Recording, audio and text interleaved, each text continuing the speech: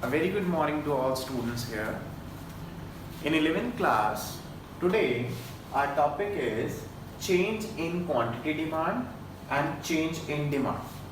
Okay, so I divide this board into two parts. Same, बड़े ध्यान से सुनेंगे आप लोग.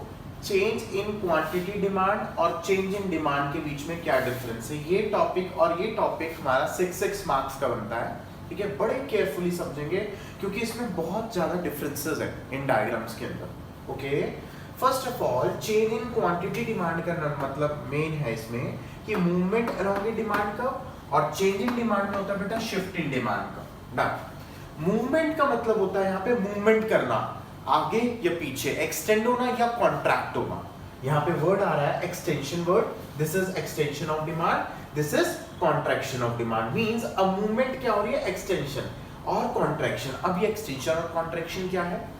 एक्सटेंशन ऑफ डिमांड के अंदर causing decrease in on price of the quantity. यहाँ पे डिमांड का एक्सटेंड होना. देखिए डिमांड 1 से 2 पे गई, ठीक है, 1 से 5 पे जा रही है यहाँ पे बेटा, तो डिमांड बढ़ रही है. कॉन्ट्रैक्शन के अंदर डिमांड 5 से 1 पे जा रही है, मीन डिमांड कम हो रही है, कॉन्ट्रैक्ट हो रही है. और एक्सटेंड का मतलब क्या है, बढ़ना, इंक्रीज होना. यहाँ पे पॉइंट बोल रहा है ये किस कारण से हो रही है, इसका कारण क्या है, कॉज क्या है, decrease in on price of commodity. और यहाँ पे क्या कॉज है, increase in on price of commodity. बेटा ये इंक्रीज का साइन डाला हुआ है, जैसे यहाँ पे ये डिक्रीज है. ओके, तो यहाँ पे एक्सटेंशन ऑफ डिमांड के अंदर आपने ध्यान रखना है, ये आपके पास शेड्यूल, डायग्राम और एक्सप्लेनेशन आएगी कि एक्सटेंशन ऑफ डिमांड है क्या. एक्सटेंशन ऑफ डिमांड का मतलब होता है बेटा जब किसी चीज के डिमांड बढ़े उसके प्राइसेस कम हो जाए. और कॉन्ट्रैक्शन ऑफ डिमांड में बेटा जब किसी चीज की डिमांड कम हो जाए और प्राइसेस बढ़ जाए. देखो प्राइस बढ़ रहे हैं, डिमांड कम हो रही है, इसको बोलते हैं कॉन्ट्रैक्शन ऑफ डिमांड. ये दोनों के डिफरेंसेस हो गए. सबसे पहले मैंने इसका शेड्यूल बनाया जिसमें प्राइसेस मैंने कम करते हुए दिखाई दिए 5 से 1, और क्वांटिटी डिमांड बढ़ाई 1 से 5. ये क्या हो गया बेटा, इंक्रीज इन डिमांड हो गया. इसके बेटा हमने एक्स एक्सिस पे हमने क्या लिए बेटा, प्राइसेस लिए, और वाई एक्सिस पे क्या लिया हमने, क्वांटिटी डिमांड. क्यू एक्स लिखा हुआ है ये क्वांटिटी डिमांड. तो बेटा मैंने 5 तक, हमारे पास 5 हाईएस्ट है, 1 2 3 4 5 लिख दिया, 1 2 3 4 5. अब मैंने ये डायग्राम बनाया है 5 पे 1. देखिए प्राइस कितना, 5 पे 1, ये 5 पे 1, फिर 1 पे 5, प्राइस कितना 1 पे 5. ये हमारे पास डी डिमांड का है. यहाँ पे बहुत इंपॉर्टेंट बात ध्यान रखनी है, एक्सटेंशन के केस में बच्चे आपके पास साइन नीचे आएगा डिमांड का, कि आपकी डिमांड 1 से 5 पे पहुंचे, मींस डिमांड बढ़ी है आपके पास, इंक्रीज हुई है, एक्सटेंशन ऑफ डिमांड है. कॉन्ट्रैक्शन ऑफ डिमांड में क्या होगा बेटा, आपके पास प्राइस आपके पास वही है 1 2 3 4 5, क्वांटिटी डिमांड भी वही है 1 2 3 4 5. अब आपको 1 पे प्राइस है तो क्वांटिटी डिमांड 5 होगा. प्राइस अगर 1 है तो क्वांटिटी डिमांड 5, प्राइस 5 है तो क्वांटिटी डिमांड 1. आपके पास देखो कॉन्ट्रैक्ट हो रही है, डिमांड ऊपर पहुंच रही है, मतलब डिमांड इस साइड जा रही है हमारे पास. ठीक है, मतलब डिमांड कम हो रही है. इन दोनों का डायग्राम और शेड्यूल को एक्सप्लेन करा है आपको. ठीक है, इन दोनों को एक्सप्लेन कर रहा हूं कि वो क्या बताता है कि extension of demand refers to increase in quantity demand of the commodity due to fall in price of the commodity. कि अगर आपकी क्वांटिटी डिमांड बढ़ती है तो फॉल होगी आपके इसमें प्राइस. कॉन्ट्रैक्शन ऑफ डिमांड में क्या होगा, कॉन्ट्रैक्शन ऑफ डिमांड आपको ये बताती है डिक्रीज इन क्वांटिटी डिमांड. अगर क्वांटिटी डिमांड डिक्रीज हो रही है आपके बाद तो due to rise in the price of the quantity, prices आपके बढ़ जाएंगे. अगर क्वांटिटी डिमांड कम हो रही है तो प्राइसेस बढ़ जाएंगे. दोनों का मेन डिफरेंस ये है बेटा, movement. Change in quantity demand में याद रखना मूवमेंट आता है. मूवमेंट के अंदर दो टॉपिक है, एक्सटेंशन और कॉन्ट्रैक्शन. एक्सटेंड का मतलब होता है बढ़ना, मींस डिमांड का बढ़ना. कॉन्ट्रैक्शन का मतलब होता है डिमांड का कम होना. दोनों को मैंने डिफरेंशिएट कर दिया very clearfully. Okay, done. Next topic आता है मेरे पास चेंज इन डिमांड. चेंज होना, डिमांड का चेंज होना, प्राइसेस का रिमेन कांस्टेंट. यहाँ पे वर्ड एक ही रहेगा कि ऑन प्राइस फैक्टर एक कॉज है, और यहाँ पे एक रहेगा प्राइस रिमेन कांस्टेंट. यहाँ पे प्राइस रिमेन कांस्टेंट, प्राइस आपने कांस्टेंट लेके चल रहे हैं. यहाँ पे पॉइंट ये चलेगा.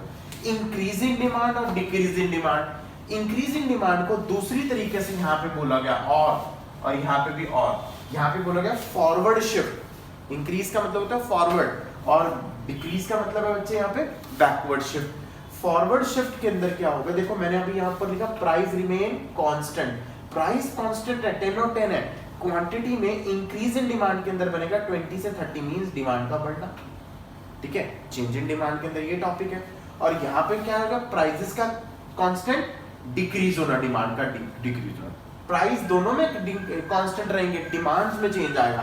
अगर इंक्रीजिंग डिमांड का टॉपिक है तो इंक्रीज हो जाएगी डिमांड, डिक्रीज है तो डिक्रीज हो जाएगी। इनके डायग्राम्स देखिए कैसे बनाने हैं आपने। वाई एक्सिस पे प्राइसेस सेम लेना है यूनिट्स के अंदर, क्वांटिटी डिमांडेड एक्स पे लेनी है यूनिट्स के अंदर, ठीक है। फिर उसी तरीके से एक्स पे हमने क्वांटिटी डिमांडेड प्राइस ले ली, डन। प्राइस है यहाँ पे 10 और 10 मींस कांस्टेंट है मेरे पास प्राइसेस। मेरे पास 10 पे 20 है क्वांटिटी डिमांड, 10 20 30 लिखी, 10 पे 20 पे मैंने डी डिमांड का D1 आया। फिर मेरे पास ये आया 30 पे ये D2 आया। ये मेरे पास D1 है, ये मेरे पास D2 है, ध्यान रखो, ठीक है। तो ये मेरे पास क्या हो रही है, इंक्रीज हो रही है, डिमांड D1 से D2 जा रही है, तो बेटा इंक्रीज हो रही है, डन। इसी तरीके से यहाँ पे जब प्राइस 10 है और प्राइस 10 है, प्राइस 10 है तो क्वांटिटी डिमांड 30 है, डन। ये D1 होगी, ये D1 है, ठीक है। प्राइस 10 है तो डिमांड 20 होगी, ये D2 है। पर यहाँ पे पॉइंट ध्यान रखना, यहाँ डिक्रीज हो रही है डिमांड और यहाँ पे इंक्रीज हो रही है डिमांड, याद ये डिफरेंसेस है यहाँ पे, यहाँ डिक्रीज हो रही है डिमांड और यहाँ पे बच्चे इंक्रीज हो रही है डिमांड, ये दोनों के डिफरेंसेस है। ये बेटा टॉपिक है आज का, चेंज इन क्वांटिटी डिमांड और चेंज इन डिमांड में क्वांटिटी में चेंज आना, यहाँ पे डिमांड में चेंज आना मींस शिफ्ट होना, यहाँ मूवमेंट होना। वर्ड के डिफरेंसेस को नोट करो, यहाँ मूवमेंट होना और यहाँ पे शिफ्ट होना। मूवमेंट में एक्सटेंशन कॉन्ट्रैक्शन, शिफ्ट में राइट से मतलब राइटवर्ड से लेफ्टवर्ड, फॉरवर्ड से बैकवर्ड शिफ्ट होना, इंक्रीज से डिक्रीज शिफ्ट होना। ये तीन नाम है, इंक्रीज और फॉरवर्ड, राइटवर्ड, लेफ्टवर्ड, ठीक है। ये नाम याद रखना है। अच्छा, उसके बाद हमारे पास मेन टॉपिक आता है कि इसके क्या कारण है कि ये डिमांड इंक्रीज और डिक्रीज हो रही है, इसके मेन कारण क्या है। सबसे पहला मेन कॉज है बेटा इंक्रीज होने का डिमांड। अगर किसी कंज्यूमर की इनकम बढ़ती है, वो कहता है income means why income of the consumer increases बच्चे, तो demand will increase, you know everyone. अगर बेटा सब्स्टिट्यूट गुड्स के प्राइसेस बढ़ते हैं तो डिमांड बढ़ती है। सब्स्टिट्यूट गुड्स मैंने कल भी बताया और पास्ट 4 लेक्चर्स में भी बताया कि सब्स्टिट्यूट गुड्स बेटा यहाँ पे वो गुड्स हैं which are related to each other. For example, like tea and coffee. I told you कि if the prices of tea increases, the ultimately consumer will demand for the coffee. If the price of tea decreases, ultimately the consumer will decreases in the demand of coffee. That means that shows price of the substitute goods will be increased, the demand of the good will be increases. If the price of complementary, and the third point, if the price of complementary goods, what about complementary goods? I told you, complementary goods are those goods which are interrelated to each other. What it means? It means they are connected to each other, like car and petrol. I told you, if the prices of petrol increases, the demand of car will be decreases. If the price of petrol will be decreases, the demand of the car will be increases. What it shows that if the price of complementary goods will decrease, ultimately the demand will increase. It shows in this diagram, demand will increase 20 to 30 units.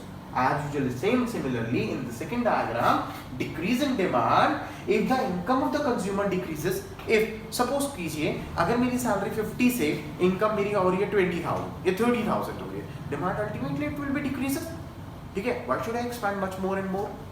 Next point, the price of substitute decreases. अगर substitute goods के prices कम हो रहे हैं, means T के prices कम हो रहे हैं, तो कॉफी की डिमांड कम हो जाएगी, लोग दोबारा से टी पे आ जाएंगे, that means demand will decreases.